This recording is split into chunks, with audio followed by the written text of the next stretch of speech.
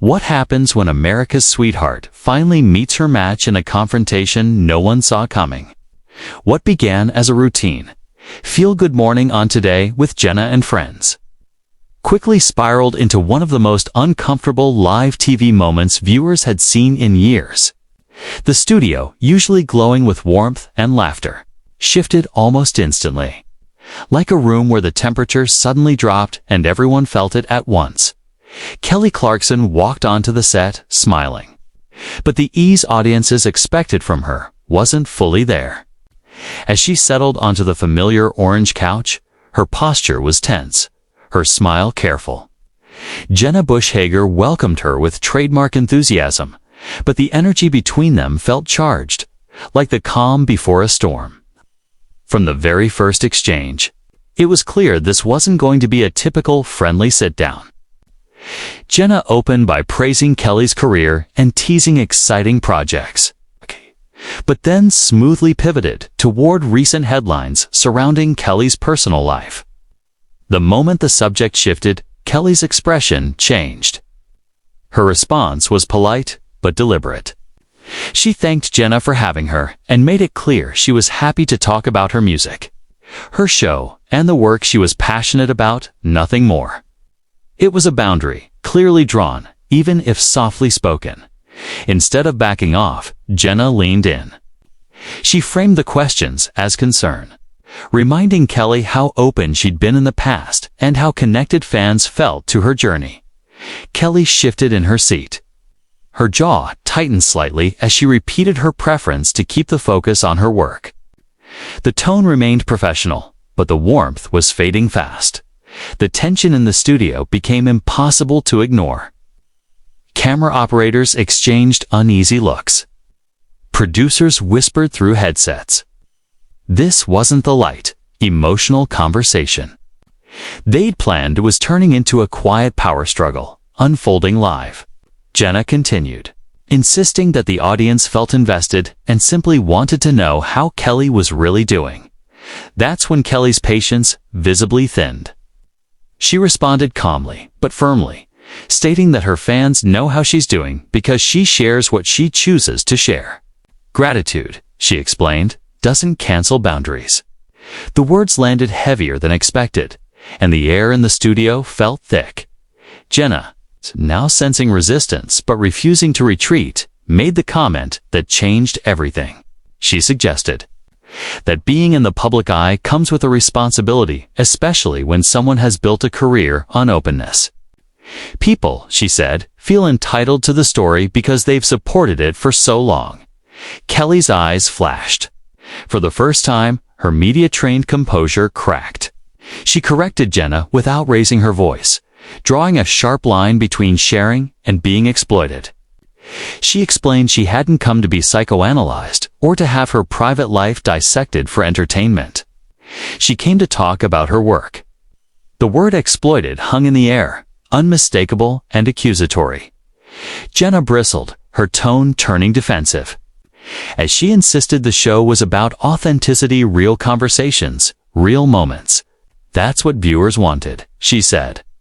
Kelly repeated the word authentic, this time with skepticism. From her perspective, authenticity didn't mean being pressured into conversations she had clearly declined, especially on national television. By now, the friendly morning show atmosphere was gone. This was no longer an interview. It was a public disagreement unfolding in real time. Two women, both powerful in their own right, now stood on opposite sides of an invisible line neither was willing to cross. Jenna took a breath, trying to regain control. Her face flushed slightly as she suggested Kelly was being unfair. This was a morning show, she said. They talk about life. They talk about real things. That's what the audience expects. Unfair.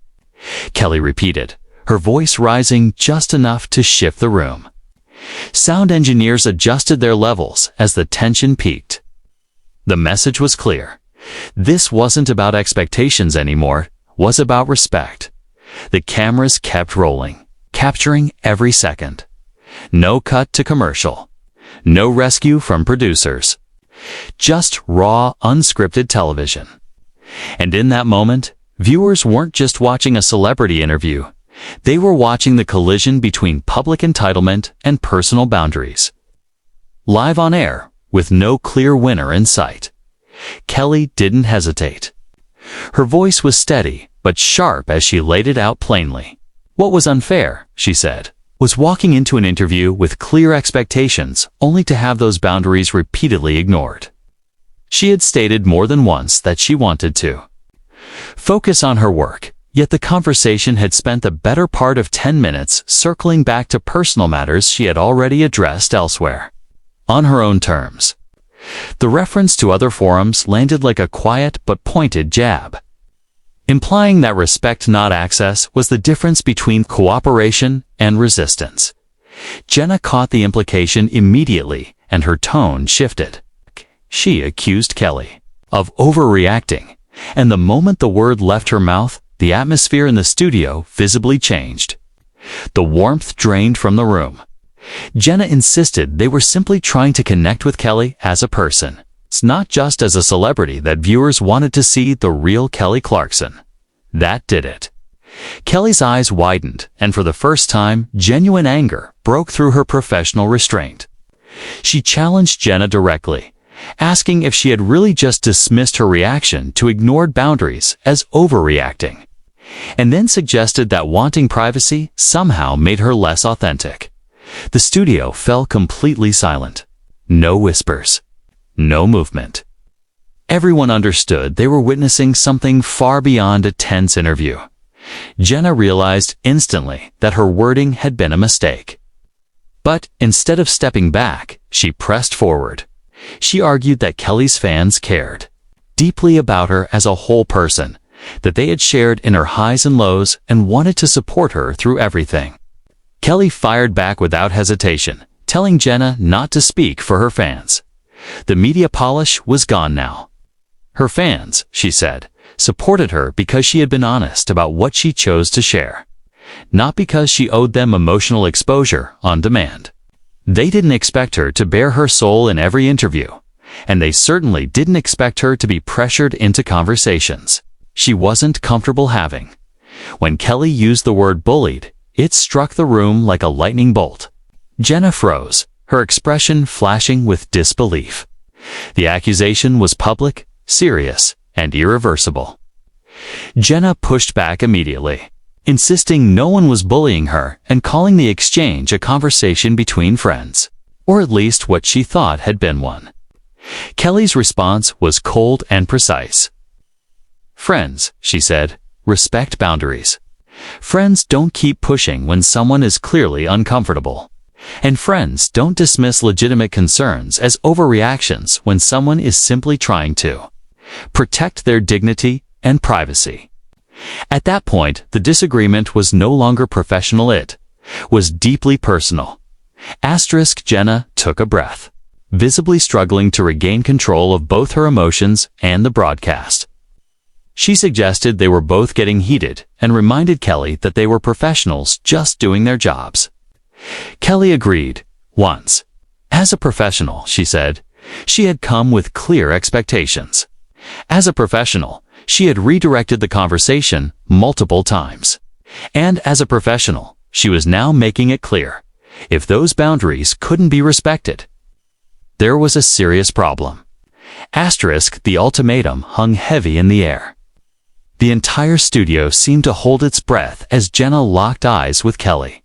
Her next words would determine whether the interview could be salvaged or completely implode. Jenna reminded Kelly that she knew what kind of show this was when she agreed to appear. This wasn't just a promotional platform, she said.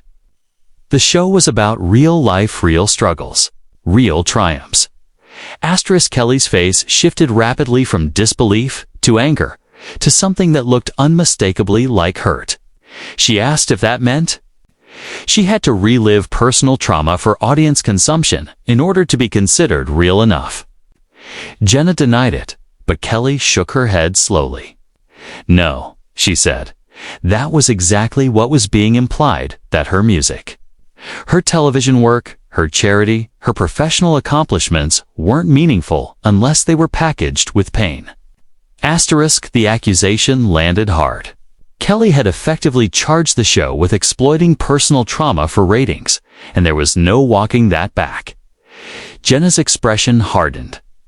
The studio audience sat frozen, stunned by what had become one of the most uncomfortable moments in recent television history.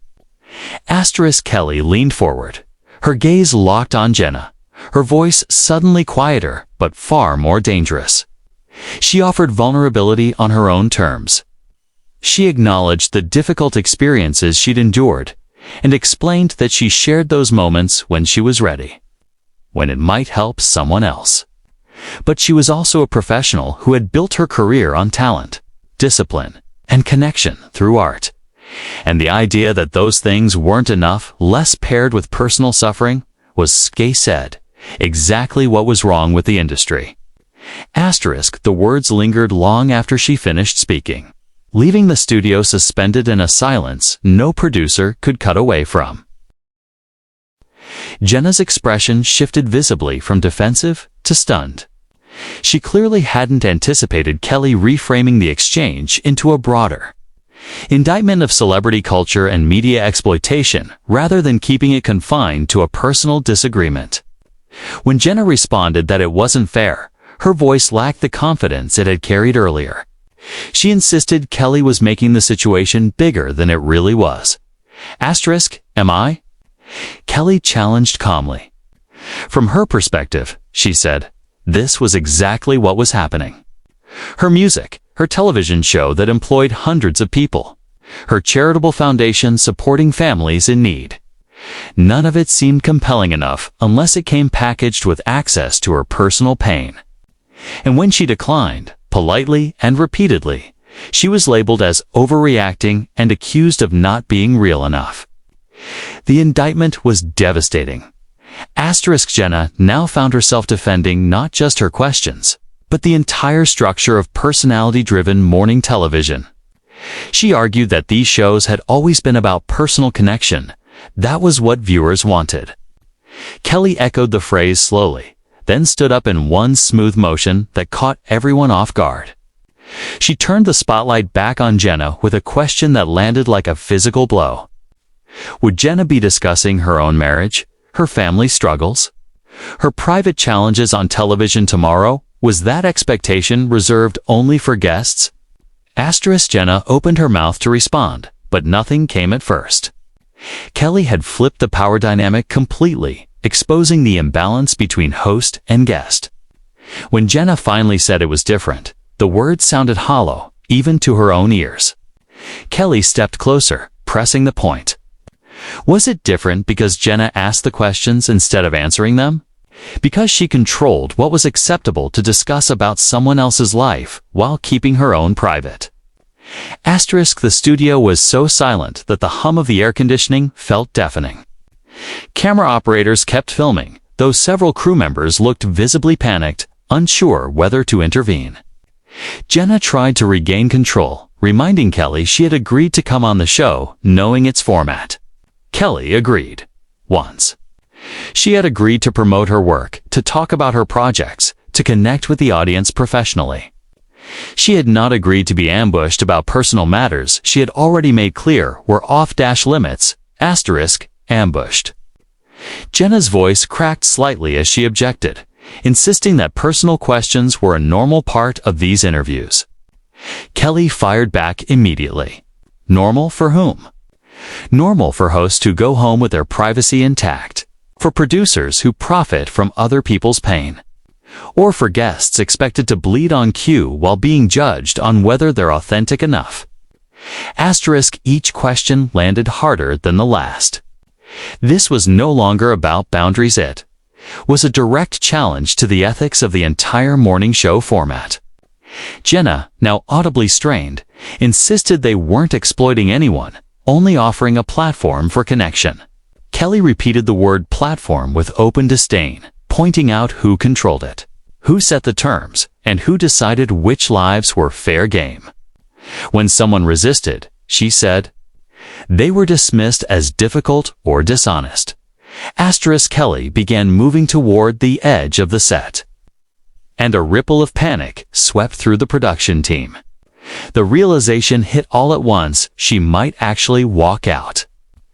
Jenna stood up quickly, asking her not to leave, offering to reset the conversation and focus solely on Kelly's work. Kelly stopped, turned back, and spoke with calm finality. The moment to respect her wishes, she said, had already passed. The silence that followed was heavy, filled with everything that had been said and everything that couldn't be undone. Jenna glanced desperately around the studio, searching for help that never came. Finally, her voice softened. She apologized if a line had been crossed, insisting that disrespect had never been the intention and that Kelly and her work were genuinely valued. Kelly paused near the exit, then turned back one last time. When she spoke, the anger was gone, replaced by something sadder, more reflective. She told Jenna that exploitation is often fueled by good intentions. She didn't believe Jenna had planned to dismiss her boundaries, but intentions didn't change outcomes.